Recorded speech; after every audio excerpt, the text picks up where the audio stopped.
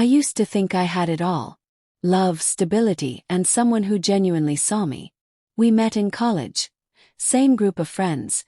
Casual chats turned into deep conversations that stretched until 3 a.m. She made everything feel easy, like life didn't need a manual if we had each other. We moved in together 2 years later. By then, I'd already started calling her my person. She knew how I took my coffee, the songs I played when I couldn't sleep, and the way I counted the stars when I was anxious. I wasn't looking for anything else. I thought I'd found it. Our routine was solid. She worked in marketing, I worked remote in IT. We cooked dinner together, binge-watched crime docs, and joked about adopting a dog when we had more time. She smiled in that way that made me forget the rest of the world, and for a while I was convinced I was one of the lucky ones. Then came the little shifts. She started locking her phone. Said it was for work stuff. Her work trips became more frequent. Her energy changed, not loud, not angry, just distant. She'd stare off more, laugh less. I asked if something was wrong. She said she was just tired. I believed her. One night, she got a message that made her flinch. Noticed. She quickly flipped her phone and changed the topic. That moment stuck with me like a splinter I couldn't dig out. My gut whispered something I didn't want to hear. I ignored it. Told myself not to ruin a good thing over paranoia. After all, love is about trust, right? She had a best friend, Jamie. They'd known each other since high school. Jamie was always around. Too often, maybe. Sleepovers, movie nights, private jokes I wasn't part of. Still, I never doubted her. Jamie was just a friend, she said. I didn't push. I didn't want to be the insecure partner. I thought love meant not questioning everything. Then came the trip. A weekend conference in another city. She left Friday morning, suitcase packed, kiss on the cheek. Love you, see you Sunday. But something didn't sit right. That night I couldn't sleep. Her location had suddenly gone off. She didn't answer my calls. Just one vague text. Busy, talk soon. Saturday. By Sunday I wasn't worried. I was numb. She walked in that evening like nothing had happened. Hugged me. Smiled. Talked about hotel breakfasts and long meetings. I listened, nodded, smiled back. But something in me had already changed. The foundation of trust had cracked. I didn't know it then, but that weekend was the start of everything unraveling. And it wouldn't be long before I'd find out what busy really meant. The first real clue came by accident. I was cleaning up the living room and her tablet lit up with a notification. She never used it much, so I didn't think twice. But the preview of the message stopped me cold. Can't stop thinking about last night. You're insane in the best way. It wasn't from Jamie. It was a name I didn't recognize. My heart dropped into my stomach. Opened it. Dozens of messages. Flirty. Explicit. Familiar. Conversations that clearly didn't belong in a committed relationship. Photos, inside jokes, plans for the next meetup. I couldn't process all of it at once, but one thing was clear. This wasn't a mistake. This was a pattern. I confronted her that night. I didn't yell. I didn't cry.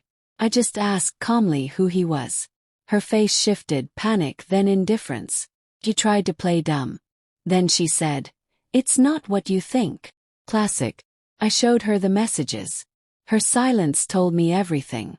She sat down, buried her face in her hands and whispered, "I messed up." But I didn't know how much until I dug deeper. I checked her other devices while she was at work.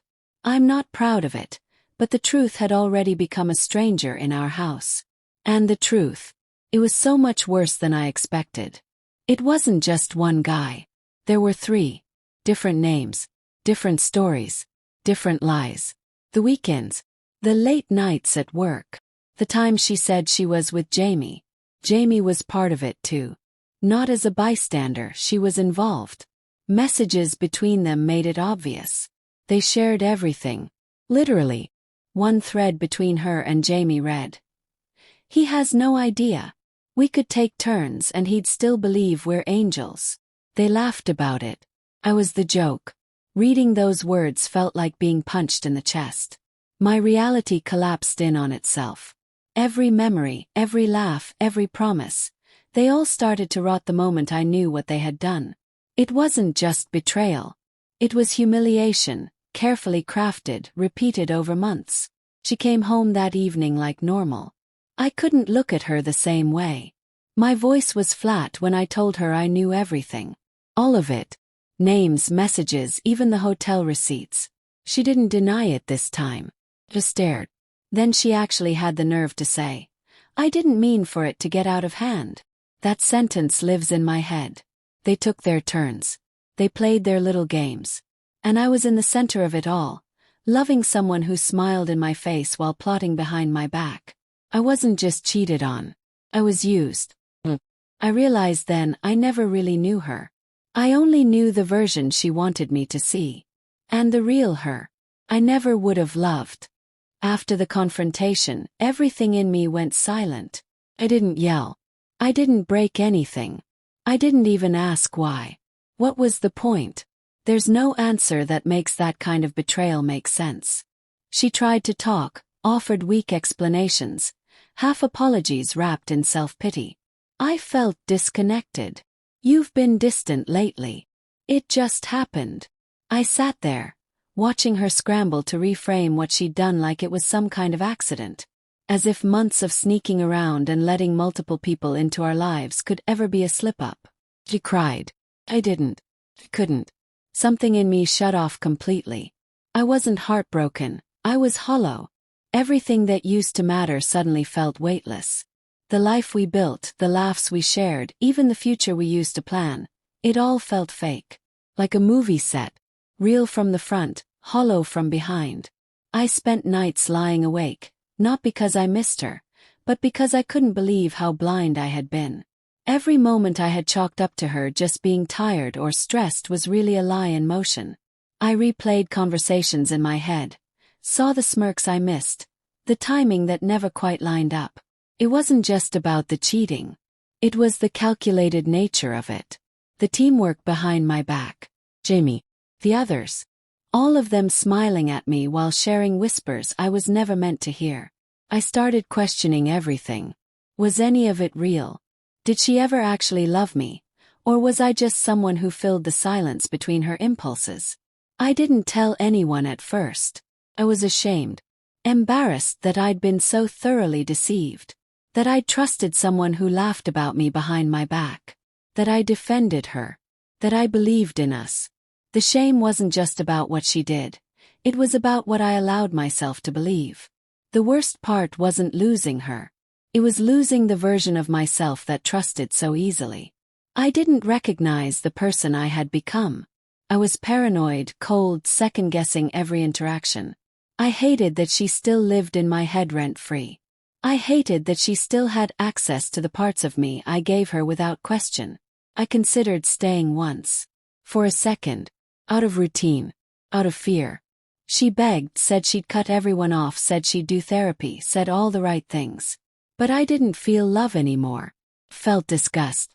I didn't want to build anything with someone who could dismantle me so casually. In the end, she didn't fight that hard. She cried, but she didn't chase. That said more than anything else. It was never about me. I was just convenient. And once I stopped being easy to fool, I stopped being useful. That's when I knew I couldn't stay. Not for her, not for the memories, not even for closure. Some things don't get wrapped up neatly. Some things just end. Leaving didn't feel like a victory. It felt like walking away from a crash site. Alive but in pieces. I packed my things in silence. No dramatic goodbye. No last argument. She didn't stop me. Just watched. I could see it in her face, relief. Not because I was okay, but because now she didn't have to pretend anymore. That stung more than anything she ever said. The days after were a blur. Barely ate. Sleep was a stranger. I wasn't angry anymore, just numb. I deleted everything. Photos, messages, contacts. Even blocked Jamie and the others. Not out of spite, but because I refused to give them any more space in my life. I needed a clean slate. I needed distance, not just from her, but from the version of me that tolerated betrayal disguised as love. I started journaling. Nothing deep, just raw thoughts. Some pages were full of curse words, others just silence. But it helped. Piece by piece, I started reclaiming my time. I focused on work, hit the gym harder than ever, forced myself to see friends even when I didn't want to talk. Slowly, the shame faded. Not because it wasn't valid, but because I stopped carrying blame for someone else's choices. There was a point where I stopped checking my phone expecting an apology. I knew it wouldn't come. And if it did, it wouldn't mean anything. You can't apologize for something you had fun doing over and over again. I stopped looking for closure. I realized closure isn't something they give you. It's something you give yourself when you accept that it happened, and it wasn't your fault. Months passed. I started noticing the world again. Sunlight felt warmer. Music made sense again. I could laugh without faking it. I stopped defining myself by what was done to me. I started thinking about what I wanted, not just what I lost. And for the first time in a long time, I felt proud of myself. Not because I was over it, but because I survived it without becoming bitter. I met someone recently. It's nothing serious, just easy conversation and no expectations. But it feels good to know I can connect again. I'm not scared of love. I'm just more careful with it now. I look for consistency, not charm. I listen to what people do, not just what they say. I'm not perfect, but I'm awake. They took their turns. They played their games. They thought they broke me. And for a while maybe they did. But I didn't stay broken. I rebuilt. Stronger, wiser, and more honest with myself than I've ever been. This story doesn't end with revenge or regret. It ends with me walking away. Quietly, completely, and with everything they tried to take from me still intact. My peace, my pride, my power.